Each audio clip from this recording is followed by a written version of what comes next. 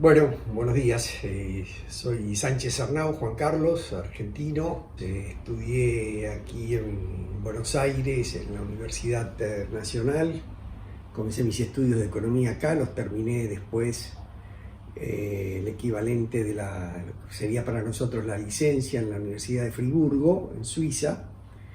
Y posteriormente también terminé en Suiza el doctorado en política económica. Por otra parte, estudié en el Instituto del Servicio Exterior de la Nación, Diplomacia y Relaciones Internacionales, y fui durante muchos años miembro del Cuerpo Diplomático Argentino.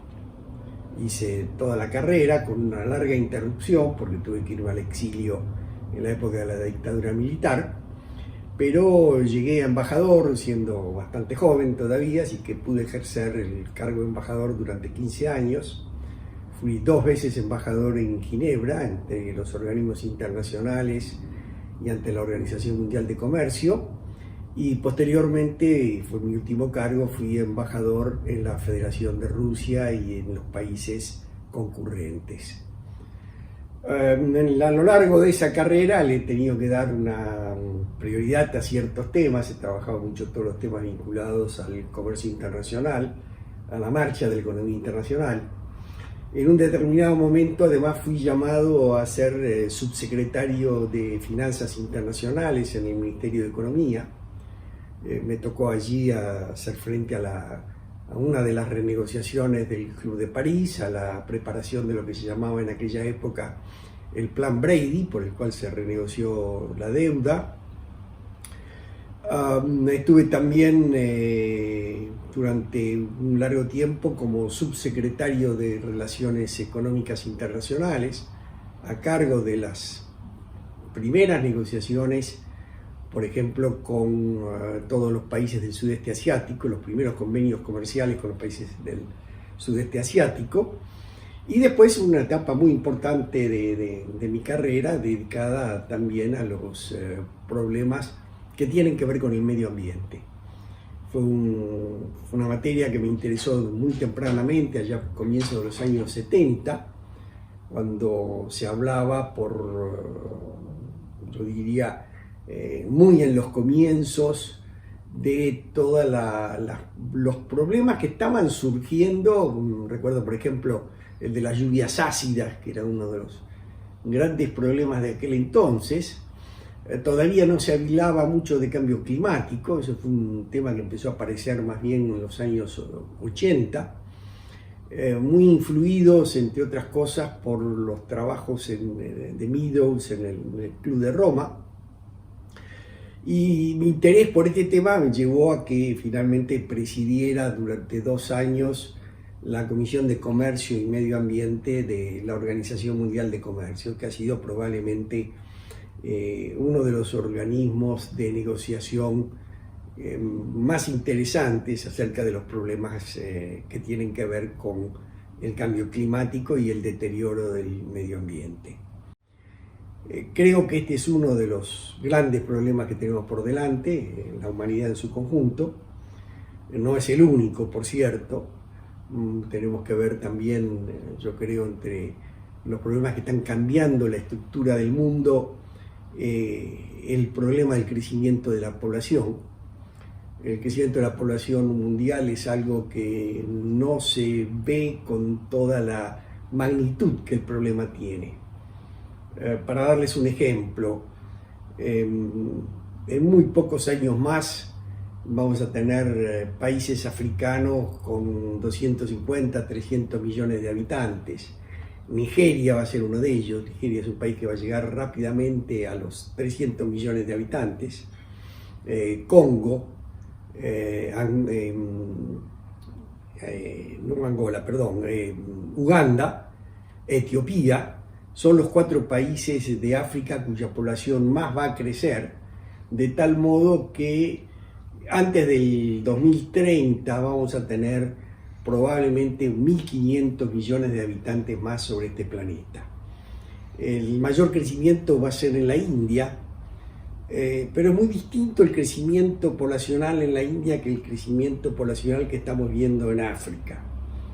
En la India la tasa de fertilidad, es decir, la cantidad de hijos por mujer en edad de reproducción, es decir, entre los 16 y los 42 años, que es lo que normalmente se toma en cuenta, es relativamente baja, es decir, está no más allá de 2,1 hijos por mujer, que sería la tasa normal de reproducción para que la población no disminuya. Pero en cambio la población de la India está creciendo como producto de la mayor esperanza de vida. Es decir, la prolongación de la vida es lo que está haciendo que aumente la población y por otra parte que cambie mucho la estructura de la población. Cada vez hay más personas de edad superiores a los 65 años, mientras los jóvenes todavía siguen creciendo, pero siguen creciendo a una tasa, yo diría, razonable. No es el caso de África. En África tenemos países como Nigeria, por ejemplo, donde la tasa de fecundidad es superior a 5, es decir, que cualquier mujer en edad reproductiva tiene más de 5 hijos, y esto hace que la tasa de crecimiento de la población sea mucho más elevada. A ello se le agrega además también la mayor esperanza de vida, aunque el crecimiento de la esperanza de vida en los países africanos es sensiblemente más bajo de lo que está sucediendo en países como la India o como China u otros del sudeste asiático. Es decir, estamos yendo hacia un nuevo boom poblacional semejante al que vivimos allá por los años 50 después de la Segunda Guerra Mundial. Y esto, si sigue acompañado de una tasa de crecimiento del ingreso per cápita, como la que conocimos, por ejemplo, entre el año 2000 y el 2010, antes de la última gran crisis financiera, bueno, esto va a representar una presión muy grande sobre los recursos naturales y sobre todo va a originar un gran crecimiento de las emisiones de CO2, es decir, de dióxido de carbono, que es lo que está originando el problema del cambio climático. Juan Carlos, hoy, octubre del 2019, ¿qué podrías decir sobre el cambio climático? Bueno, te puedo decir lo que venía contando.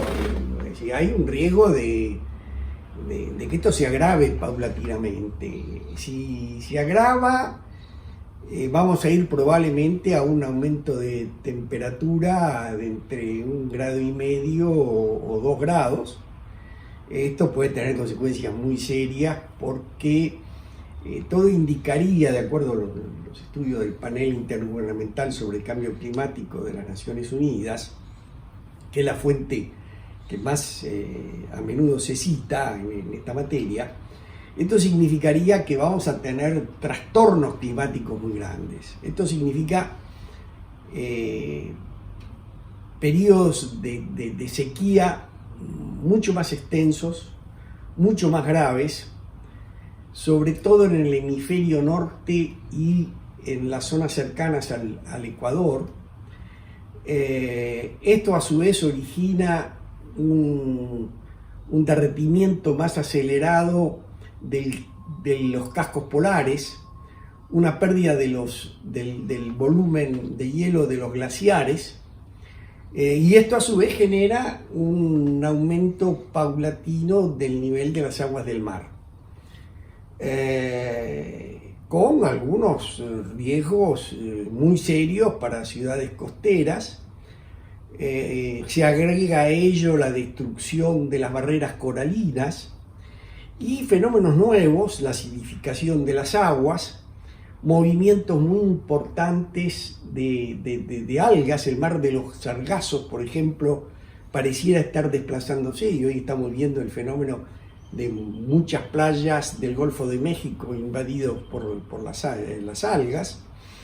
Pero sobre todo el gran problema va a estar a nivel de sequías muy prolongadas, muy fuertes, y por otro lado grandes lluvias y un problema que yo diría está empezando a preocupar mucho, que es la aparición de nuevas enfermedades, sobre todo en zonas tropicales, y más allá de las zonas tropicales, es decir, como que si las endemias de las zonas tropicales van hacia las zonas templadas, y por otro lado, y eso ya sí hay un registro lamentablemente muy claro de lo que está sucediendo, desaparición de muchas especies, tanto vegetales como animales, por el cambio de las condiciones ecológicas en que se desarrollan. Te hago una pregunta. Cuando vos decías momentos de sequía y momentos de inundaciones, o sea, ¿hay como una especie de polarización en eso? Se agravan los fenómenos climáticos, es decir, las sequías son más prolongadas y más pronunciadas, y las lluvias o los fríos también lo son. Lo que sí está muy claro es el aumento de la temperatura. En los últimos 13 años, los 12 de ellos han sido los de temperaturas más altas de la historia. Y por ejemplo, ahora recientemente, el mes de julio último ha sido el mes de julio más caliente de la historia, desde que hay registros climáticos más o menos valederos y computables. Perdón, Julio, ¿estás hablando en Argentina? No, estoy hablando en todo el mundo. Todo el mundo. La temperatura media, se toman registros en distintos lugares del mundo, se establece una temperatura media mundial, y esa temperatura media ha resultado la más alta de la historia para un mes de julio, ¿no es cierto? Perfecto. Y cuando vos hablás de nuevas enfermedades, ¿a qué te referís con nuevas enfermedades? Porque también pueden ser viejas enfermedades que resurgieron. No, diera la impresión de que lo que sucede es que, digamos, por ejemplo, para dar un caso, la malaria. Es decir, la malaria que estaba limitado a ciertas zonas de África, bueno, tiende a ir hacia zonas subtropicales e incluso hacia zonas relativamente temperadas. Y cito este caso, pero los expertos citan otros casos de enfermedades que están empezando a aparecer, ¿por qué? Por los vectores de esas enfermedades se van trasladando en la medida en que van cambiando las condiciones climáticas, ¿no es cierto? Todo esto son cambios que yo diría recién ahora estamos empezando a ver con claridad. Ahora, al mismo tiempo, detrás de todo esto hay otros fenómenos que yo creo que son muy importantes. El hombre aparentemente es el gran responsable de buena parte de todos estos cambios climáticos. Hay quienes dicen que es factor excluyente y hay otros que agregan otros factores a estos como causales del cambio climático. Estamos hablando de los ciclos de las emisiones solares, estamos hablando de problemas que tienen que ver con la alteración del eje sobre el cual gira la Tierra, pero es un terreno científico en el cual yo no me atrevo a opinar, no leí muchas cosas y por lo menos yo no estoy en condiciones de aseverar dónde está la verdad y dónde no lo está. Pero más allá de todo esto, en lo que hace a las emisiones de origen humano, ahí hay cambios. Yo creo que estamos yendo hacia el final de la era de la utilización intensiva de los combustibles de origen mineral. Se va a reducir el consumo de carbón, se está reduciendo el consumo de petróleo, a condición, reitero, que no haya un crecimiento de la población mundial como el que se está previendo y que ese crecimiento de la población no vaya acompañado de un crecimiento del ingreso y en consecuencia del consumo, que sea una mera proyección de lo que conocimos en la primera etapa de la globalización, es decir, entre el 1990 y el 2010. Cuando vos hablás de la mano del hombre, por ejemplo, también puede ser la cantidad de plástico que se encuentra hoy en los océanos. Bueno, esos digamos, son fenómenos concomitantes que no tienen que ver tanto con el cambio climático como con el deterioro del medio ambiente. Sí, son problemas paralelos. El origen es el mismo, yo creo que ahí hay una dimensión muy importante.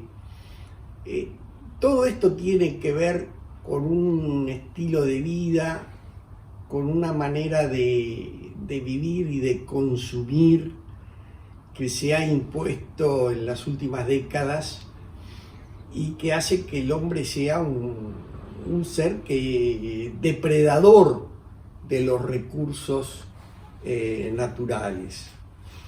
Depredador porque, fíjate, hay un fenómeno para mí importantísimo, que ha sido la deforestación de gran parte de la superficie terrestre. Yo recuerdo, me tocó vivir una experiencia muy interesante, voy a citar dos, los dos volando. Me tocó hacer un vuelo, estoy hablando del año 75, 76. Voy a una conferencia, invitado a una conferencia de la OIT en Bogotá. De Bogotá me tocó volar a Río de Janeiro, es decir, atravesar buena parte de Colombia y toda la Amazonia brasilera. Bueno, yo vi cientos, no decenas, cientos de columnas de humo que se levantaban de distintos lugares del Amazonas en las famosas quemazones, o que se hacían para poder ganarle espacio al bosque, y poder hacer allí desarrollo de la producción ganadera y de la producción agrícola. Todavía no había empezado el boom de la soja, eso fue posterior, y aquel fenómeno ya de la quemazón estaba muy avanzado. Y bueno, estábamos destruyendo y seguimos destruyendo, y ahora incluso mucho más intensamente en los últimos tiempos, lo que es realmente el pulmón del mundo. Y cuando se dice el pulmón del mundo, se está diciendo algo que es cierto. La Amazonia es una de esas grandes regiones de bosques que tienen la capacidad de filtrar buena parte del CO2 que produce la humanidad. El otro fenómeno que vi, volando desde la capital de Kazajstán hacia Moscú, fue el mar de Aral seco, es decir, un mar que fue directamente secado por la construcción de una serie de canales destinados a utilizar el agua de mar para bombear en los grandes campos de producción de algodón del Turkmenistán y del Kazajstán. El hombre ha llegado a desaparecer prácticamente la mitad de un mar, buscando aumentar la producción, en este caso de algodón, en el caso de la Amazonia, de carne o posteriormente de soja. Una pregunta, cuando vos decís extinción de especies, se está hablando mucho del problema de la abeja, que dicen que hay muchas menos abejas que hace años anteriores. ¿Qué opinas al respecto? Bueno, no tengo información ni opinión al respecto. Lo que sí creo es que hay fenómenos climáticos que originan, que tienen impacto sobre la vida biológica, eso es obvio.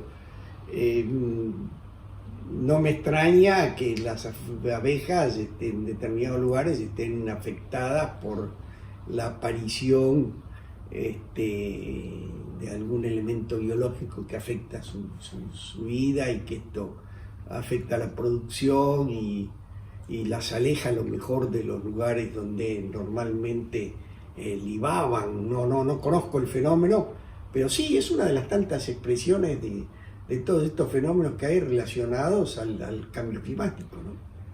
Vos antes decías que con el cambio climático corría en peligro algunas ciudades costeras, y me acordé que en los años 80 y 90, acá en Argentina se hablaba mucho que Buenos Aires iba a inundar y la gente se iba para Córdoba.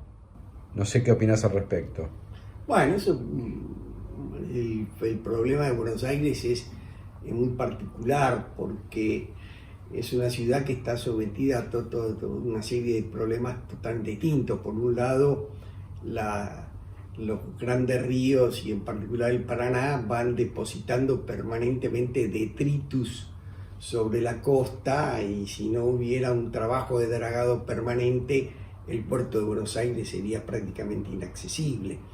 Y por otro lado, tenemos el fenómeno tan particular de lo que se conocen como las sudestadas, que generan una elevación, es una verdadera barrera a las aguas que descienden desde el Paraná y tiran esas aguas hacia la costa, pero además esas mismas aguas reaparecen al haber sido contenidas en los ríos y en los riachos que van descendiendo sobre las costas aledañas a la ciudad de Buenos Aires. Por eso las grandes obras que ha habido que hacer para evitar que la ciudad se inunde, el Sildañez o los otros arroyos que permanentemente salían por atrás de la ciudad o por abajo y la inundaban. Lo que se ha hecho acá en la ciudad de Buenos Aires en ese sentido es realmente impresionante. Pero no, hay países, sobre todo en el subpacífico, allá al norte de Nueva Zelanda, Vanuatu, Fiji, Tonga, son países que están mirando con mucha preocupación un crecimiento del nivel de las aguas de 8 milímetros por año. Ahora, cuando uno va sumando, 8 milímetros no es nada, bueno, pero cuando uno va sumando 8 milímetros todos los años, y este es un proceso que no se detiene, y no sabéis hasta dónde va a llegar, ¿no?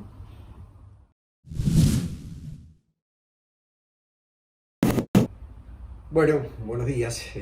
Soy Sánchez Arnau, Juan Carlos, argentino. Estudié aquí en Buenos Aires, en la Universidad Nacional. Comencé mis estudios de economía acá, los terminé después, el equivalente de sería para nosotros la licencia en la Universidad de Friburgo, en Suiza. Y posteriormente también terminé en Suiza el doctorado en política económica. Por otra parte, estudié en el Instituto del Servicio Exterior de la Nación, Diplomacia y Relaciones Internacionales, y fui durante muchos años miembro del Cuerpo Diplomático Argentino. Hice toda la carrera con una larga interrupción, porque tuve que irme al exilio en la época de la dictadura militar, pero llegué a embajador siendo bastante joven todavía, así que pude ejercer el cargo de embajador durante 15 años. Fui 2 veces embajador en Ginebra, ante los organismos internacionales y ante la Organización Mundial de Comercio, y posteriormente, fue mi último cargo, fui embajador en la Federación de Rusia y en los países concurrentes. A lo largo de esa carrera le he tenido que dar una prioridad a ciertos temas. He trabajado mucho todos los temas vinculados al comercio internacional, a la marcha de la economía internacional. En un determinado momento, además, fui llamado a ser subsecretario de Finanzas Internacionales en el Ministerio de Economía. Me tocó allí hacer frente a una de las renegociaciones del Club de París, a la preparación de lo que se llamaba en aquella época el Plan Brady, por el cual se renegoció la deuda. Estuve también durante un largo tiempo como subsecretario de Relaciones Económicas Internacionales, a cargo de las primeras negociaciones, por ejemplo, con todos los países del sudeste asiático, los primeros convenios comerciales con los países del sudeste asiático, y después una etapa muy importante de mi carrera dedicada también a los problemas que tienen que ver con el medio ambiente. Fue una materia que me interesó muy tempranamente, allá a comienzos de los años 70, cuando se hablaba yo diría, muy en los comienzos de todos los problemas que estaban surgiendo. Recuerdo, por ejemplo, el de las lluvias ácidas, que era uno de los grandes problemas de aquel entonces.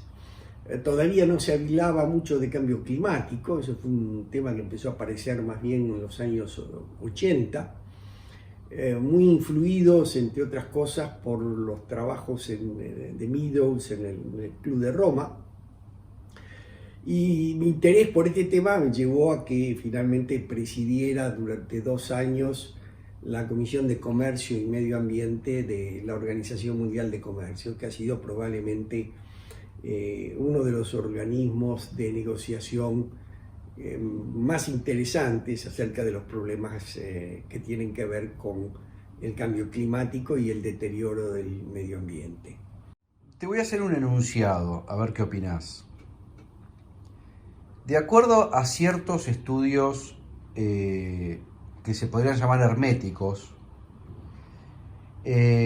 nosotros analizamos el problema del cambio climático desde un recorte, o sea, la Tierra tiene muchísimos años y hay muchos años que no se han hecho estudios, digamos, ¿no? del cambio climático. Muchos dicen que nos acercamos hacia una segunda glaciación. ¿Qué opinas al respecto?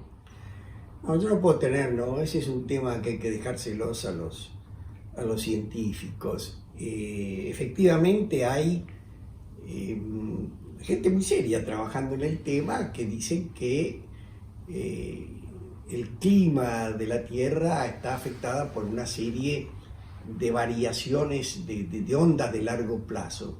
Por ejemplo, está bastante bien identificado que hay un ciclo de las emisiones producto de los estallidos solares, que son ciclos relativamente cortos de aproximadamente 11 años. Ahora, hay también quien sostiene que hay ciclos de variación de temperatura que tienen que ver con otros fenómenos, que mencioné uno antes, por ejemplo, el de la variación del ángulo de rotación del eje de la Tierra, que habrían generado periodos efectivamente de glaciación y de calentamiento de la Tierra y que son ondas más largas. En todo caso es muy evidente que el cambio existe y que el calentamiento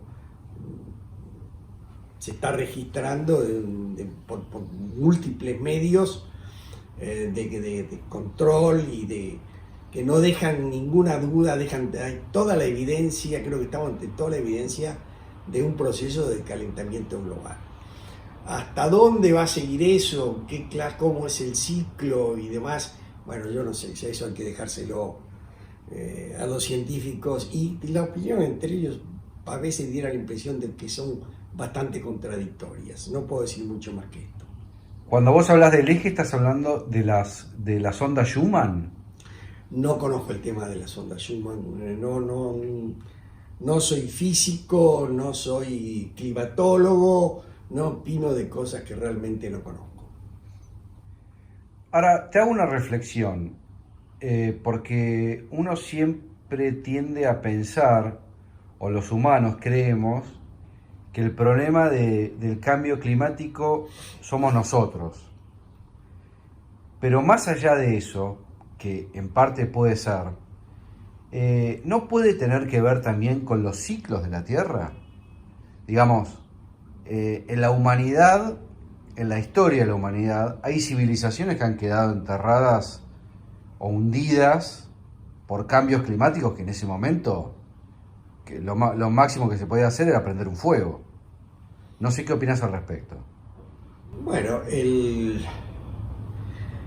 no sé, hay indicios, sí, de grandes catástrofes climáticas en periodos lejanos. Es un problema más bien de los historiadores, y hay historiadores del clima que están trabajando bastante en esa materia. Mi preocupación es más bien con el tiempo presente y la proyección hacia el futuro.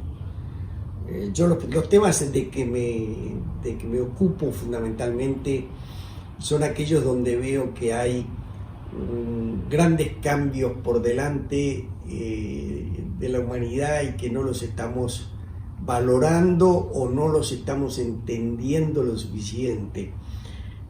Por ejemplo, me preocupa mucho el cambio del impacto del desarrollo tecnológico sobre el empleo y sobre la vida cotidiana, con sus aspectos muy positivos, sin ninguna duda, y con otros aspectos que deberían ser motivo de preocupación y de análisis mucho más serio que el que uno normalmente encuentra. Desgraciadamente todos estos problemas, el del impacto de la tecnología, el del aumento de la población, el del cambio climático, todos estos temas están muy influidos por consideraciones ideológicas. Aún en el plano académico, uno ve permanentemente opiniones de gente, incluso hasta diría, laureados con el premio Nobel, que detrás de sus exposiciones hay un fuerte contenido ideológico que en general tiene, yo te diría, algunos pocos elementos en común. Uno de ellos es la no aceptación o el rechazo del capitalismo y de todo lo que rodea al capitalismo como si esta fuera la causa principal de todos los problemas. Es cierto, es un sistema que tiene efectos secundarios sumamente muy importantes, pero al mismo tiempo es el que nos ha permitido alcanzar este desarrollo económico fenomenal y sobre todo, y es algo en lo que yo pongo mucho énfasis, en los últimos 20 años hemos conocido un crecimiento del bienestar como jamás se ha conocido en la humanidad. Es decir, nunca hubo menos pobres, nunca hubo menos desocupados, nunca hubo tanta riqueza en el mundo como la hay actualmente. ¿Qué solución darías o qué posible solución creerías que habría que hacer para afrontar este cambio climático? Yo creo poco en estos procesos, creo poco en la lógica del deber ser. Es decir, estas cosas no se resuelven queriendo resolverlas. Hay mucho para hacer desde la política de restricción de utilización de ciertos productos, política de limitación de cierto tipo de gastos, políticas impositivas más dirigidas a castigar las emisiones de determinados gases o de todos aquellos que tengan efecto negativo sobre el medio ambiente, como se ha hecho en los países nórdicos o en varios países europeos. Hay bastante para hacer por el lado de la política, pero creo que sobre todo el cambio va a venir por el lado de la tecnología, es decir, a la medida en que, por ejemplo, la producción de energía eólica y energía fotovoltaica siga reduciendo sus costos a razón del 10-12% por año, no me cabe ninguna duda de que la mayor parte de los países van a preferir orientarse hacia la producción de generación de energía por la vía eólica, fotovoltaico o por otras que están comenzando a desarrollarse, que no manteniendo el uso de gas, carbón y petróleo. En el transporte sucede lo mismo. Hemos vivido, está llegando a su fin la edad del diésel. Están avanzando el auto híbrido. Al auto híbrido le va a suceder el auto eléctrico y al auto eléctrico le va a suceder probablemente el auto con motor a hidrógeno. En este momento en China hay 6 fábricas de transportes, de medios de transporte con motores a hidrógeno. Están ya en algo más que la etapa experimental. Y eso va a ir cambiando obviamente las emisiones, se van a ir reduciendo por el lado, pero se van a reducir en la medida en que los costos de producción de energía o de alimentación de las fuentes de transporte se hagan, las no convencionales, se hagan más baratas que las convencionales. Es ahí donde va a estar el gran cambio. Al mismo tiempo hay que tener cuidado porque empiezan a jugar otros factores. Por ejemplo, el gran crecimiento de la población nos va a llevar a ver el crecimiento de ciudades de 30 y 40 millones de habitantes, donde la producción de cemento va a ser inmensa, y esa producción de cemento es a su vez una gran fuente de emisión de factores contaminantes del aire y sobre todo de gases que tienen efecto invernadero. Vos antes hablabas que había un factor importante que era lo político. Desde ese punto de vista, acá en Argentina, donde constantemente estamos en emergencia y tapando, digamos, los problemas momentáneos, y no se piensa más a mediano y largo plazo, como una cosa más estadista, ¿existe alguna ley o algo de la política que se esté ocupando del tema del cambio climático? Sí, yo te diría que estamos entre los países que hacen los deberes. Hemos asumido una serie de compromisos y esos compromisos se van cumpliendo. No somos, obviamente, Alemania, no somos los países nórdicos que han podido desarrollar un sistema impositivo donde se castiga expresamente la emisión o el uso excesivo de medios contaminantes. Pero tampoco somos de los países que miran para otro lado. Muy grave el caso de Brasil. Para mí es uno de los casos de Brasil, el de Nigeria, el de México. ¿Por qué Brasil y México? Bueno, Brasil porque está permitiendo que se queme, como decía antes, la Amazonia, que es uno de los pulmones del mundo, ¿no es cierto? Además, las declaraciones del presidente Bolsonaro en esa materia son realmente preocupantes. Además, no es un problema nuevo. Te conté antes el caso de lo que vi allí a mediados de los años 70, de la Amazonia, ya se la estaba quemando sin que hubiera habido... Ojo, nosotros también en la Argentina hemos deforestado en una manera muy irresponsable. Provincias como Santiago del Estero, Chaco, un poco menos Formosa, Salta, han sido provincias donde ha habido una gran irresponsabilidad en el manejo de las tierras.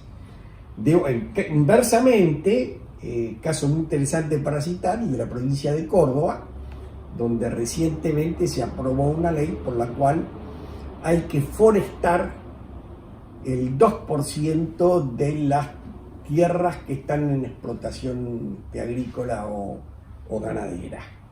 Es decir, ahí sí hay una decisión política que sin ninguna duda tiene un impacto muy positivo sobre el medio ambiente. Y hablabas de México. ¿Cuál es el problema en México? Bueno, el problema de México también es más o menos lo mismo, ¿no es cierto? Pero México está pagando... México, por ejemplo, es un país que no ha tomado recaudos o los recaudos adecuados en materia de explotación petrolífera offshore. Y los derrames de petróleo en el Golfo de México han sido un problema extremadamente serio. Y ahí sí hay un cambio muy inquietante en el deterioro de las aguas hasta tal extremo que aparentemente está habiendo un desplazamiento del mar de los Sargazos hacia la costa, con las consecuencias muy serias de la destrucción de los corales y además la aparición de grandes superficies de algas en las zonas costeras que están destruyendo una riqueza turística muy importante como era la de todo del sur del Golfo de México. Me quedé pensando, antes dijiste que nunca antes en la humanidad hubo un índice tan bajo de pobreza. Te soy franco, yo pensé que era al revés, que en este momento había más pobres y más ricos. No sé qué opinás al respecto. Bueno, mira, esto es muy sencillo. En China, el país más habitado del planeta, el índice de pobreza, medido por la OIT, que ha sido bastante severa en ese tipo de cálculos, ha disminuido del 64 al 17% de la población en menos de 20 años. Esto significa, si nosotros tomamos todo el sudeste asiático, países como China, India, Indonesia, para citarte 3 de los países más poblados del mundo, más Corea, Vietnam, en parte Bangladesh, Malasia, Singapur, el conjunto de esos países, hay aproximadamente entre 150 y 200 millones de personas por año que se incorporan a un nivel de consumo equivalente al de un país europeo. Es decir, están no solo saliendo de la pobreza, ingresando a la clase media mundial, sino además ingresando a un nivel de ingreso que es ya relativamente elevado. Es un fenómeno cuantitativo muy importante.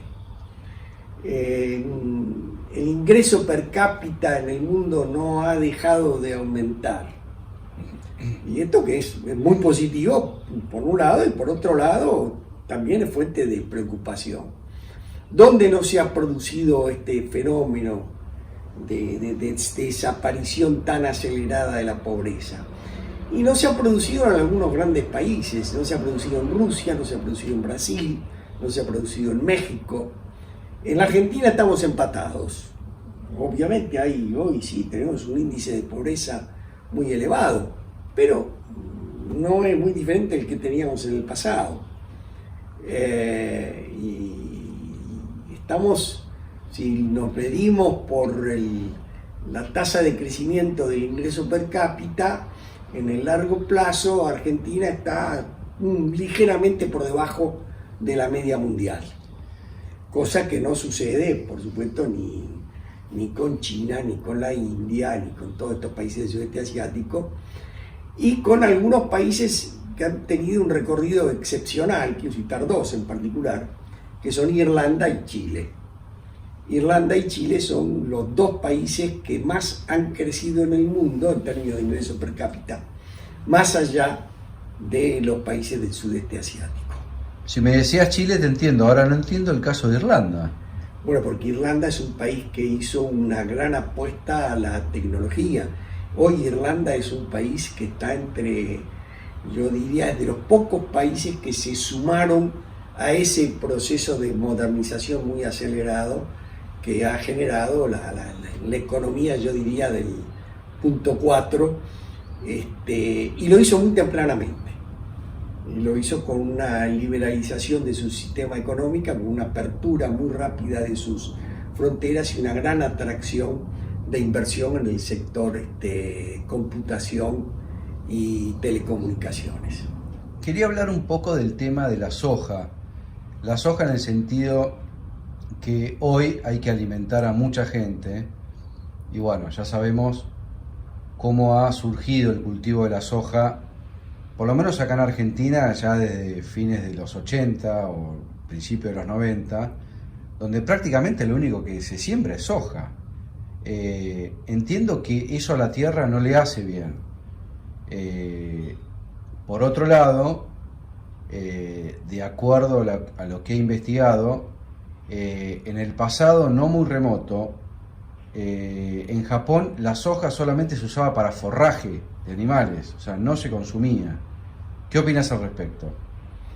No, en Japón había un gran consumo pasa que de la soja, de los brotes de soja, un producto de consumo habitual, y se usaba para el forraje las harinas de soja.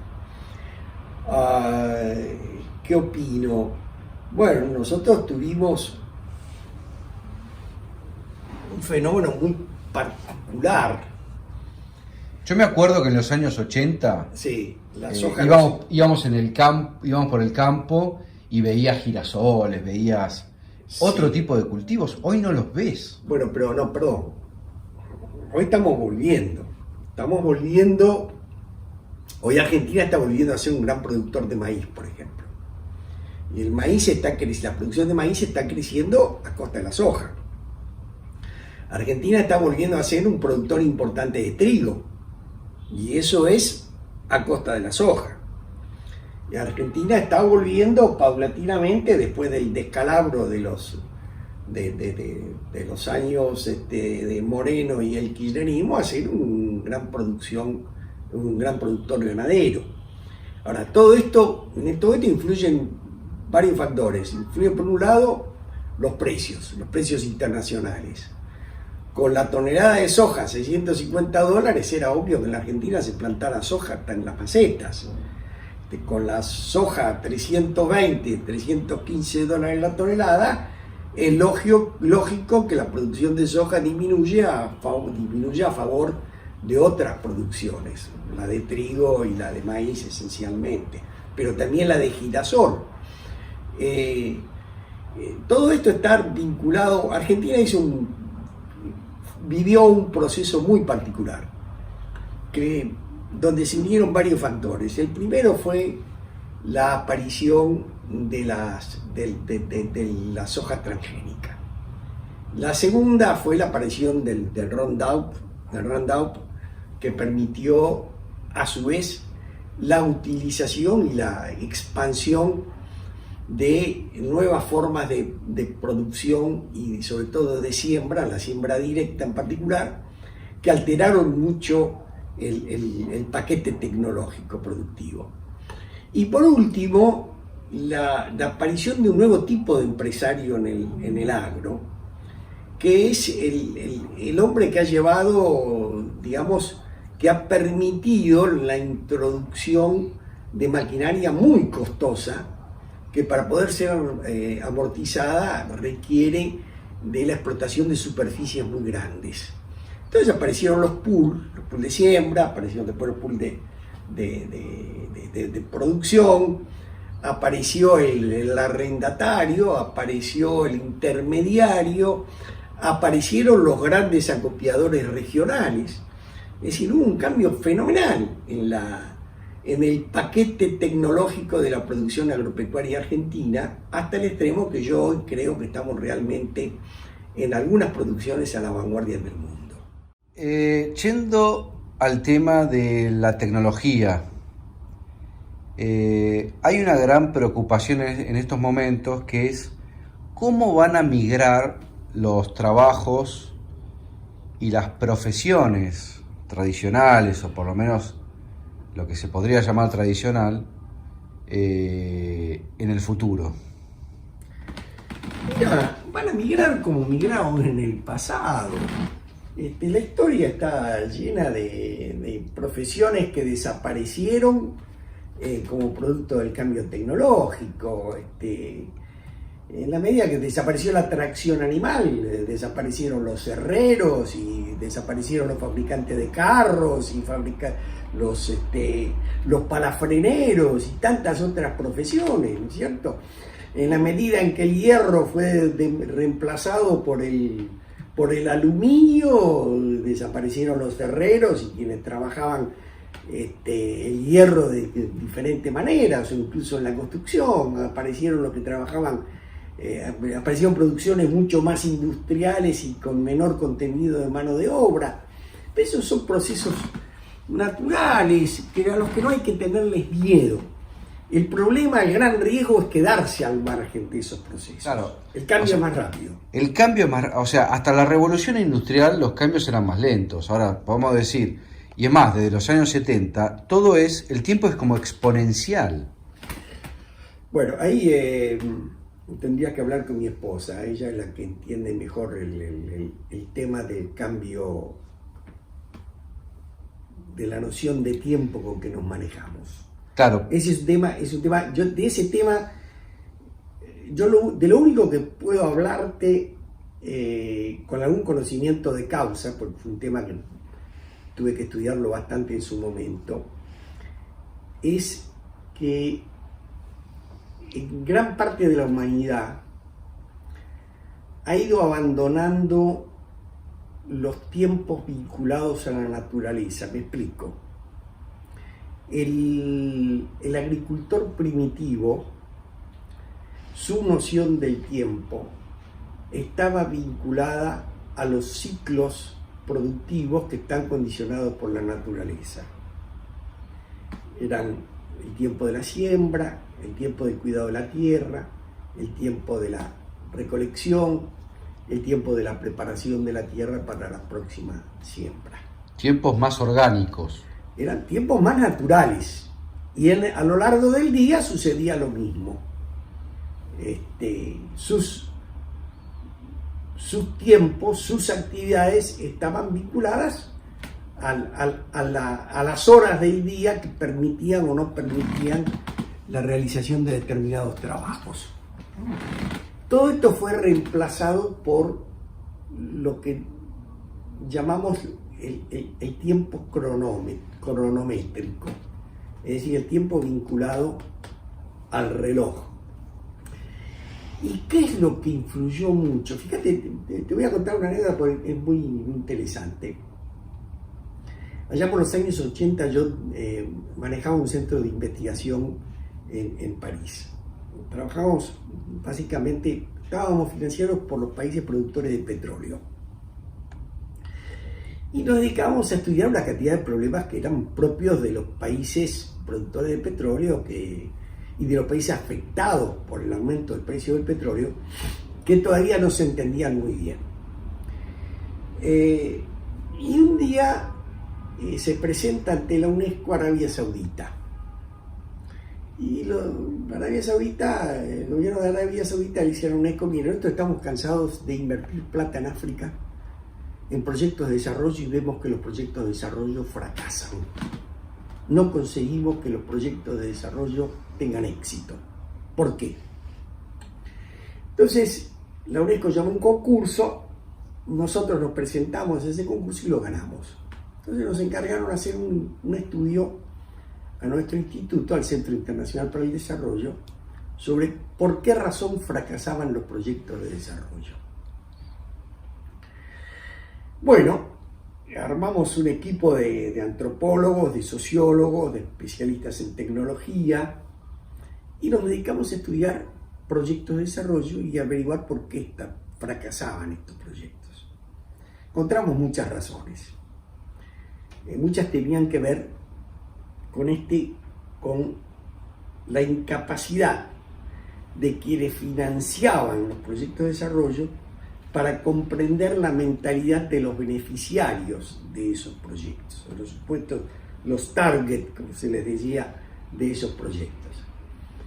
Entre esas diferencias, por ejemplo, la diferencia de criterio en materia de seguridad.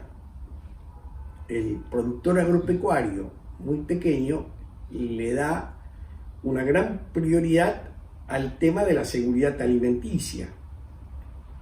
Para él es más importante hacer reservas para semillas y poder seguir la producción en la cosecha siguiente que hacer reservas para consumo propio. Y para lo último que le preocupa es llegar con un excedente al mercado. Y la mayoría de esos proyectos no tenían éxito si no se podía llegar con un excedente al mercado. Y la otra razón muy importante es que los proyectos estaban vinculados a la tasa de beneficio que dejaban esos proyectos. Y esa tasa de beneficio se medía en función de la tasa de interés. Y la tasa de interés es algo que está estrechamente vinculado al tiempo. Es decir, al tiempo de maduración del proyecto y de aparición de beneficios. En consecuencia, el que diseñaba el proyecto lo diseñaba con un criterio cronométrico. que estaba vinculado a la tasa de interés, mientras que el que tenía que desarrollar y aplicar el proyecto tenía una noción del tiempo totalmente distinta. Es decir, esos son factores que no son fáciles de comprender. Después entraban a jugar otros factores, por ejemplo, lingüísticos, donde en algunas lenguas la noción de tiempo está vinculada a la noción de espacio, donde no podés hablar de un lugar si no estás hablando de ese lugar en un momento determinado, o inversamente, no podés hablar de tiempo si no hablas de lugar. Entonces, todo este tipo de cosas influían mucho en la comprensión de cómo funcionaba el mundo, hacia dónde estaban destinados aquellos proyectos de desarrollo. Y esto me llevó a una serie de reflexiones muy interesantes sobre la noción de tiempo. El hombre no mira el tiempo en todos lados de la misma forma. Es más, me llevó a reflexionar mucho en torno a la noción de infinito. El hombre tenemos como seres que somos con una vida muy acotada en el tiempo, tenemos mucha dificultad a comprender que puede haber un tiempo infinito hacia adelante, y mucha más dificultad tenemos para comprender que puede haber un tiempo infinito hacia atrás. Es decir, tenemos una fuerte tendencia siempre a pensar que hubo un comienzo, el Big Bang o lo que fuera, pero que siempre hubo la creación divina, en la época de los griegos, los dioses que se habían hecho el esfuerzo para crear esta tierra, este planeta, siempre tuvimos esa noción. El mundo en algún punto comenzó. Y nos cuesta a lo mejor aceptar que no comenzó nunca, que siempre existió, o que siempre puede llegar a existir. Esas son nociones. La noción de infinito hay que saber manejarla, o es interesante manejarla, por lo menos como tema de reflexión, respecto del tiempo y también respecto del espacio. ¿Por qué tiene que ser finito el espacio? Cuando hablabas de la tecnología, yo pensaba mucho en el tema de la educación, porque me da la sensación que en estos momentos de cambio en relación al futuro y la tecnología, va a ser muy importante la formación y en educación, porque en el pasado uno podía trabajar y no tener formación en cuanto al estudio. No sé qué opinas al respecto. Bueno, ese es uno de los grandes desafíos. Yo creo que estamos generando candidatos a la desocupación en el futuro. La educación pública en la Argentina hoy, yo he andado mucho por las provincias, sabes que he vivido mucho tiempo en Catamarca, he andado mucho por las provincias del NOA, son fábricas de pobres. Nuestras escuelas públicas son fábricas de pobres. Son fábricas de pobres por varias razones. Hay una que a mí me impresiona mucho, y es la reticencia de parte de los propios docentes, por ejemplo, en la escuela secundaria, a brindarle una educación adecuada a los jóvenes en materia sexual. Esto origina que en esas provincias haya una tasa de embarazos de adolescentes excesivamente elevada. Embarazos de adolescentes de los cuales más del 60%, estadísticamente comprobado por la UNICEF, son embarazos no deseados. ¿A qué dan origen esto? Y bueno, esto dan origen a los niños criados normalmente solo por la madre, o por la tía, o por la abuela, chicos abandonados, da origen a una tasa de masculinidad muy baja, porque los hombres no asumen su responsabilidad paterna y se van.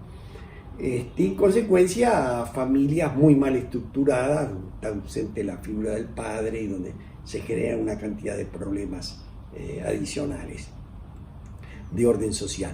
Pero después es una educación que está pensada en términos tradicionales, está pensada para las profesiones que ya desaparecieron, no están pensadas en las profesiones del futuro.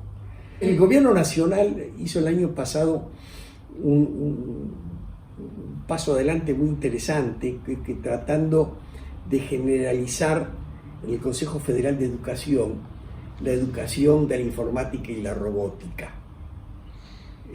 Esto es fundamental si podemos formar chicos que mañana estén capacitados para enfrentar el mundo que se viene.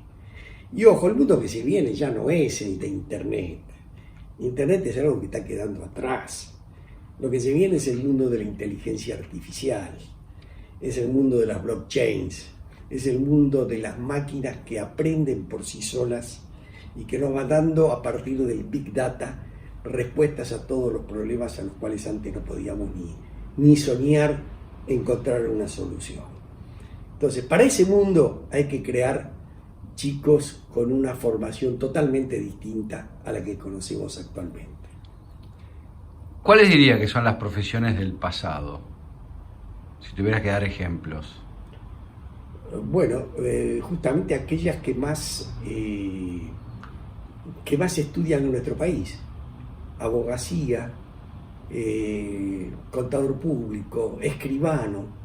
Son todas profesiones que van a ir desapareciendo porque la tecnología las hace desaparecer. Es decir, hoy en día tenemos,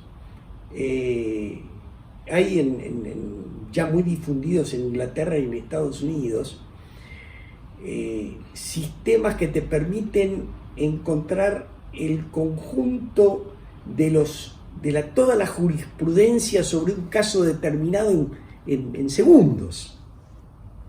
Hay procesadores que pueden procesar 130.000 hojas por minuto, es decir, que pueden pasar revista a toda la jurisprudencia nacional y estadual sobre un tema determinado en pocos minutos, y te pueden dar la solución casi automática a cualquier controversia de naturaleza judicial.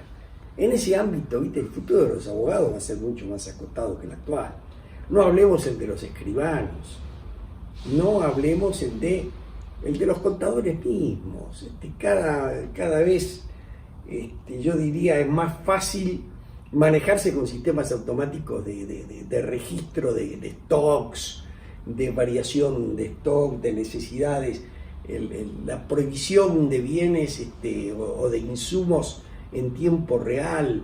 Esto está cambiando completamente. Fíjate, porque te voy a dar un solo caso. En la fabricación de un avión en Seattle, en el Boeing, entran más de 5.000 partes que están provistas por cientos de empresas que están distribuidas por todo el mundo. Las partes llegan al momento del asamblaje del avión desde todos los lugares del mundo, transportados por una sola empresa y entregados en el momento mismo en que esa parte va a hacer falta para el ensamblaje del avión. Entonces, estamos ante un mundo totalmente distinto, donde hay cantidades de profesiones que había antes en el medio que tienden a desaparecer. Recién estamos viendo la aparición de los drones como medio de transporte. Vamos a ver unos cambios, la automatización del transporte. Todo esto va a llevar a unos cambios, la profesión de chofer en Estados Unidos. Se supone que más allá del 2030, 2035 ya no va a existir, porque va a ser todo el transporte por medios autónomos. Entonces, ¿viste? Ya no vamos a tener más lugar para los boyanos ni para los gremios de los camioneros.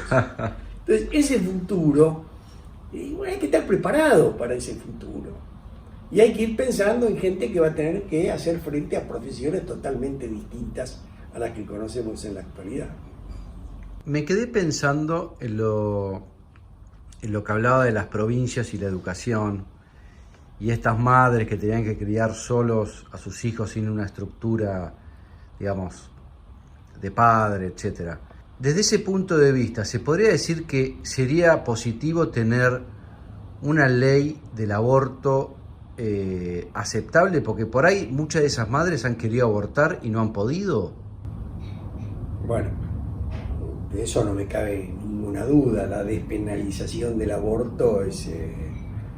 pero no, yo no lo veo solamente como un problema social. Si lo planteamos desde el punto de vista social, no hay ninguna duda, está fuera de discusión. Pero creo que hay que verlo en otra dimensión, es en la dimensión del ejercicio de la libertad por parte de la mujer.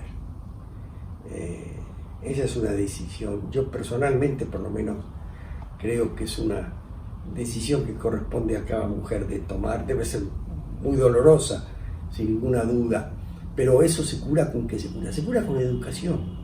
Y hay una gran